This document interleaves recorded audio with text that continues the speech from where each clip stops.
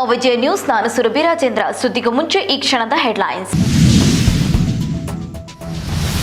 ಧಾರವಾಡದಲ್ಲಿ ಜಿಲ್ಲಾ ಮಟ್ಟದ ಜಾಗೃತಿ ಸಮಾವೇಶ. ಸಂವಿಧಾನ ರಕ್ಷಣೆಗಾಗಿ ಪ್ರಜಾಪ್ರಭುತ್ವ ಉಳಿವಿಗಾಗಿ ಸಮಾವೇಶ. ಬಿಜೆಪಿ ವಿರುದ್ಧ ಕಿಡಿಕಾರಿದ ರಾಜ್ಯ ಸಂಚಾಲಕ. ದೇಶದಲ್ಲಿ ಉತ್ತಮ ಸರ್ಕಾರ ಆಡಳಿತಕ್ಕೆ ಬರಲಿ ಎಂದು ಯಾತ್ರೆ. ತಿರುಪತಿ ಯಾತ್ರೆ ಕೈಗೊಂಡ ಹುಬ್ಬಳ್ಳಿ ಯುವಕರ ತಂಡ. 135ಕ್ಕೂ ಹೆಚ್ಚು ಯುವಕರಿಂದ ಪಾದಯಾತ್ರೆ. ಮಗುದತ್ತು ಪಡೆದ ಪ್ರಕರಣದಲ್ಲಿ Sonu Gowda arrest.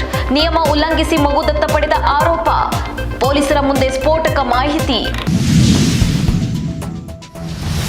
Kolar ticket BJP ಕೈತಪ್ಪುವುದು ಬಹುತೇಕ ಪಕ್ಕ.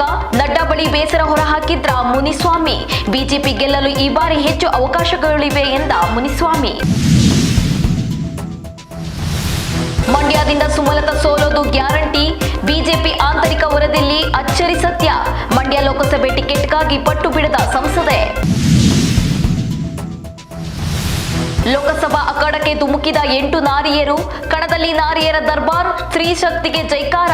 ಲೋಕಕದನ ಕಣದಲ್ಲಿ ಶಕ್ತಿಯ ಅವತಾರ ಪಣಕ್ಕೆ. ದೇಶದಲ್ಲೇ ಮೊದಲ ಬಾರಿಗೆ ಅಧಿಕಾರದಲ್ಲಿದ್ದ ಮುಖ್ಯಮಂತ್ರಿ ಬಂಧನ.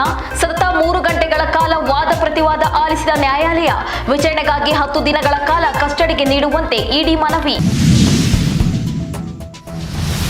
ಕಾಂಗ್ರೆಸ್ನಿಂದ ಲೋಕಸಭೆ ಟಿಕೆಟ್ ಮಿಸ್. ಕಣ್ಣೀರು ಹಾಕಿದ ರಕ್ಷಿತಾ ಈಟಿ. ನಾನು ಸಂಸದೆಯಾಗಿ ಕೆಲಸ ಮಾಡುವ ಕನಸು ಕಂಡಿದೆ ಎಂದ ಈಟಿ. 2024ರ ಲೋಕಸಭಾ ಚುನಾವಣೆಗೆ ದಿನಾಂಕ ನಿಗದಿ. ಮಂಡ್ಯದಿಂದ ಮಾಜಿ ಸಿಎಂ ಕುಮಾರಸ್ವಾಮಿ ಕಣಕ್ಕೆ. ಜೆಡಿಎಸ್ ಕಾರ್ಯಕರ್ತರಿಂದ ಎಚ್ಡಿಕೆ ಸ್ಪರ್ಧೆಗೆ ವಿರೋಧ. ಬಾಗಲಕೋಟೆಯಲ್ಲಿ ಕೈಗೆ ಬಂಡಾಯ. ಬೆಂಬಲಿಗರ ಮುಂದೆ ಬಿಕ್ಕಿ ಬಿಕ್ಕಿ ಅತ್ತ ವೀಣಾ ಕಾಶಪ್ಪನವರು. ನನಗೆ ಕೈ ಟಿಕೆಟ್ ತಪ್ಪಿದ್ದು ನೋವಾಗಿದೆ ಎಂದ ವೀಣಾ.